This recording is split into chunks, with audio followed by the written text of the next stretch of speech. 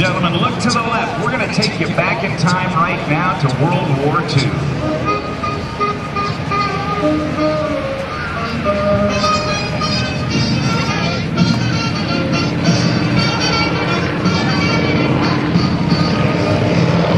These were the primary trainers for the United States Navy and the United States Army Air Corps.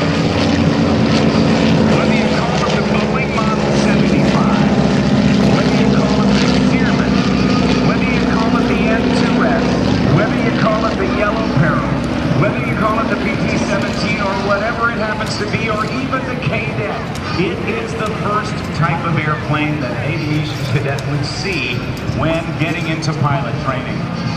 Today's Stearman Flight is in honor of all of those who have served in our nation's military.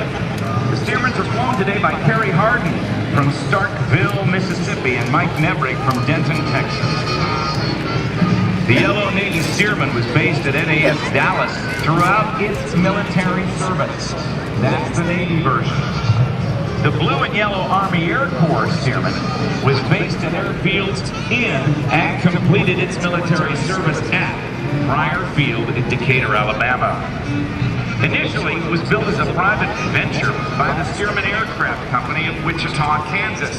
Lloyd Stearman was the designer of the predecessor of this airplane. And then through a series of mergers, acquisitions, takeovers, and then a monopoly bust-up,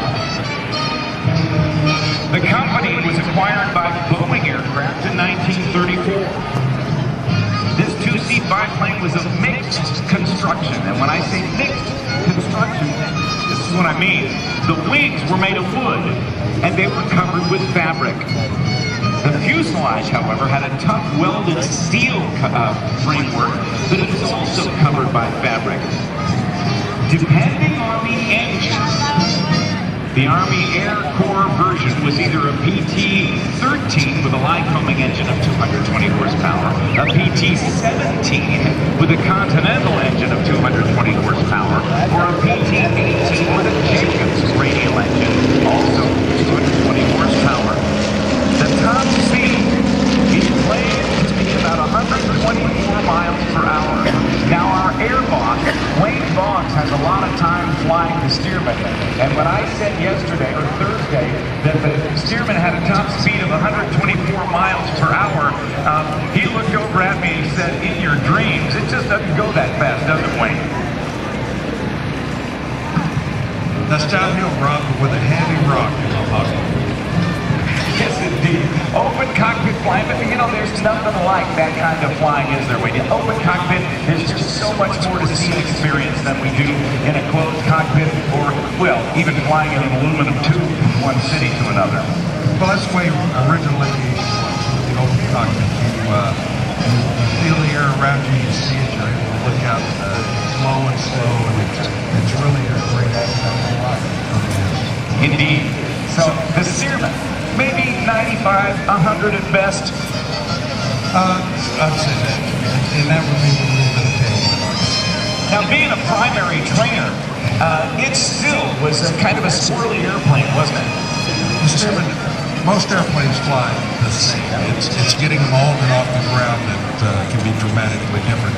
The Stearman is a handful in any type of wind, it's crosswind conditions, something like that. It has what is known as a real narrow tail moment. In other words, from the tail wheel to the main gear is a short couple. It's got a real narrow stance with the main landing gear. So it's real easy for one wing to be picked up with wind, and then you get into a situation called a ground load. And then the Stearman can be very, very violent. It's actually the speed practice is best to use.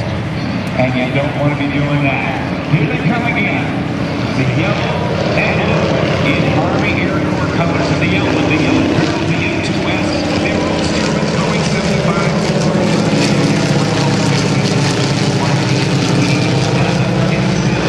Amazing airplane that's talking its way of all that were built. And the Army Air Force, according to the National Museum of the United States Air Force, they built about 10, well, here's the official number from the Air Force, 10,346. Now, those of you who probably know a lot about Stearmans who will say something along the lines of, "That's not the number I know."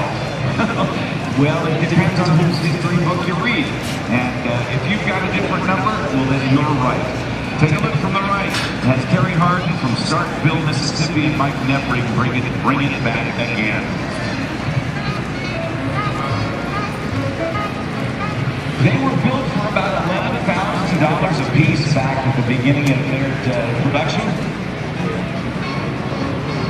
If you account for inflation and do a little math on it, in 2010 dollars, that $11,000 original cost, if you had the production line, if you had the craftsmen who could do it, and if you had all the tooling necessary, you could build one now for $136,255. Yep, that's what it would cost to build a Stearman biplane from scratch today. There are about 1,000 of them still flying today, and some of them have been outfitted with more powerful motors. They found themselves in great demand after World War II on the surplus market as agricultural spray aircraft.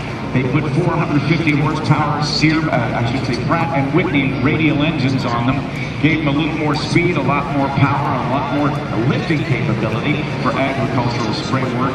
And in the airshow business, they are favorites of wing walkers. That's what they do with some of these Stearman biplanes now. They have special stanchions on the top where a person can climb up on the top of the wing or out on the wing and actually walk and ride and perform aerobatics while being flown by a pilot in the back seat. The Yellow Peril name for the Stearman. Well, some Stearman owners claim this name resulted from the allegedly challenging ground handling characteristics that Wayne Boggs was just telling you about. But most World War II veterans contend that the nickname was more of a generic reference to the dangerous nature of primary flight training, an endeavor in which the Stearman obviously played a major role. At the beginning of World War II, flight training lasted 9 months, with 3 months of primary, 3 months of basic, and 3 months of advanced training. As a matter of fact, the United States Army Air Corps and later the Army Air Force had the PT primary trainer, BT basic trainer, and AT advanced trainer designations. During that initial pilot training, each cadet had 65 hours of primary training and then 75 hours of both basic and advanced training. During the war, each base was reduced to 10 weeks and then to 9 weeks.